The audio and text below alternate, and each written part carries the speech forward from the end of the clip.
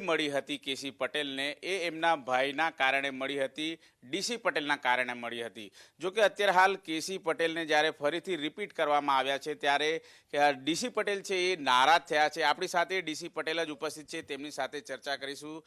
કેમ નારાજ થયા છો અને શા માટે તમે તમામ સોશિયલ મીડિયાના ગ્રુપમાંથી લેફ્ટ થઈ ગયા છો?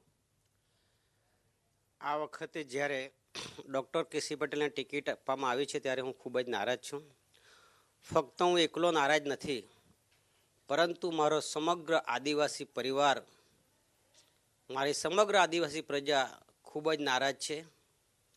આજે આદિવાસી પ્રજામાં ખૂબ જ સોપો પડી ગયો છે, કારણ કે છેલ્લા ઘણા સમયથી પ્રિન્ટ મીડિયા હોય કે ન્યૂઝ મીડિયા હોય એની અંદર એક ચર્ચા ખૂબ પ્રબળથી ચાલતી હતી કે આ વખતે ડૉક્ટર કેસી પટેલને રિપીટ કરવાના નથી, અને મારું નામ ખૂબ પ્રબળ દાવેદાર તરીકે ચાલતું હતું, જેથી અમારી સમગ્ર આદિવાસી પ્રજા, અમારો સમગ્ર આદિવાસી પરિવારમાં એક ખુશીનો માહોલ હતો કે અમને આ વખતે એક અમારા સેવાભાવી ડૉક્ટર ડીસી પટેલ ઉમેદવાર તરીકે મળવાના છે. ત્યારે અમે એમને ખૂબ જ જંગી બહુમતીથી ચૂંટાડવા માટે ખૂબ કામે લાગી જવાના હતા. એવી લોક લાગણી હતી, જે લોક લાગણી આજે ભાંગી પડી છે અને લોકો નિરાશ થઈ ગયા છે. તેની સાથે હું પણ નિરાશ થયો છું. ચર્ચા એવી પણ ચાલી રહી છે કે કેસી પટેલે જ આપની ટિકિટ કાપવા માટે ખૂબ જ પ્રયાસો કર્યા હતા. પ્રબળ દાવેદાર તમે હતા અને કેસી પટેલે આ રીતે તમારી ટિકિટ કાપી છે. ત્યારે તમે જણાવી ચૂક્યા છો કે હવે પ્રચારમાં તમે નહીં નીકળો.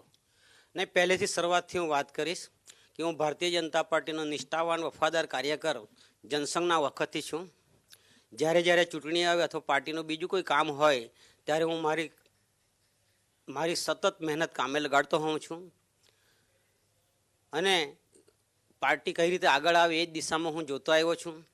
આજ સુધી મેં પાર્ટી પાસે કોઈ પણ પદની માંગણી નથી કરી. 2009માં પણ મેં ઉમેદવાર તરીકે મને જાહેર કરેલા ત્યારે મને એક સામેથી ઉમેદવારી કરવા માટેનું જણાવવામાં આવેલું, અને આ જ ડૉક્ટર કેસી પટેલ જે મારા ભાઈ થાય છે તેમણે રાત દિવસ એક કરીને મને હરાવવા માટેના પ્રયત્નો કરેલા, અને એ હું 60,000ની લીડ જે મારી હતી કોંગ્રેસની, એ લીડને કાપીને હું 7,000 પર આવેલો, અને એમાં એમણે ખૂબ મોટી ભૂમિકા ભજવેલી.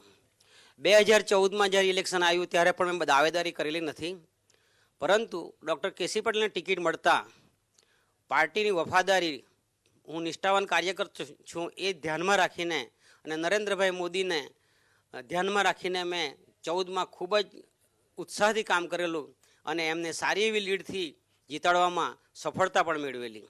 આ વખતે જ્યારે એક લોક લાગણી હતી કે આ વખતે ડૉક્ટર ડીસી પટેલને ટિકિટ મળવાની છે, ત્યારે અમારા આદિવાસી પરિવારમાં અમારો ઉમેદવાર ડૉક્ટર ડીસી પટેલ છે એ લાગણી પ્રવર્તમાન થઈ ગયેલી હતી, અને તે આજે નિરાશામાં હોવાથી એમની નિરાશાને ધ્યાનમાં રાખીને હું આ વખતે ડૉક્ટર કેસી પટેલ માટે કામ કરવાનો નથી, અને જે કાંઈ હું હોસ્પિટલ ચલાવું છું એ હોસ્પિટલ અને મારું જે સ્નેક બાઇટ માટેનું જે હું સેવાકીય કાર્ય કરું છું એ કાર્યમાં હું કાર્યરત રહીશ.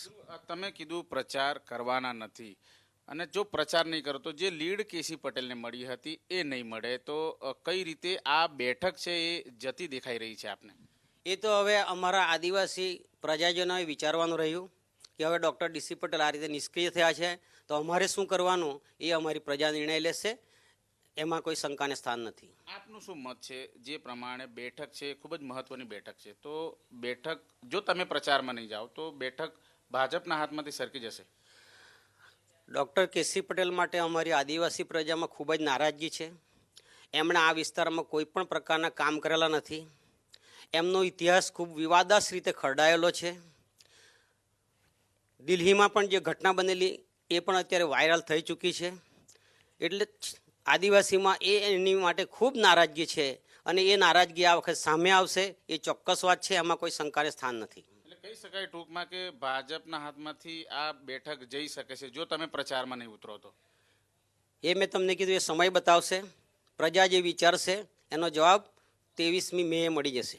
આપે જે વાત કરી કે એમનો ઇતિહાસ ખૂબ જ ખરડાયેલો છે, દિલ્હીમાં જે ઘટના બની હતી, હની ટ્રેપમાં તેઓ સપડાયા હતા, તેમ છતાં એમને ફરીથી જ્યારે જે ટિકિટ આપવામાં આવી છે, જે આદિવાસી સમાજ છે એમનામાં કઈ રીતે નારાજગી જોવા મળે છે એમના ઇતિહાસને લઈને? મને એ જ નથી ખબર પડતી કે ભારતીય જનતા પાર્ટીની શું મજબૂરી છે કે એમને સતત રિપીટ કરવામાં આવે છે. એમણે કોઈ પણ પ્રકારના કામ કરેલા નથી. એમનો ઇતિહાસ મેં તમને કીધું તેમ બધી રીતે ખરડાયેલો છે, છતાં પણ રિપીટ કરે છે. એટલે પાર્ટીની શું મજબૂરી છે એ મને ખબર પડતી નથી. અમારા જેવા જે સંનિષ્ઠ કાર્યકરો છે, વર્ષોથી પાર્ટી માટે સ્વાર્થ વિના કામ કરે છે, એમને પણ આગળ આવવાની તક મળવી જોઈએ એવી લોકલાગણી હતી જ આ વખતે. તે પણ આ વખતે ભાંગી પડી છે. એટલે એનો જવાબ 100% મળવાનો છે.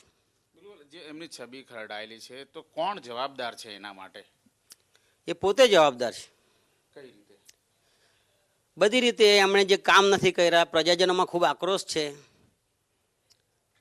બીજી રીતની છબી કઢાયેલી, એમાં પોતે જવાબદાર છે.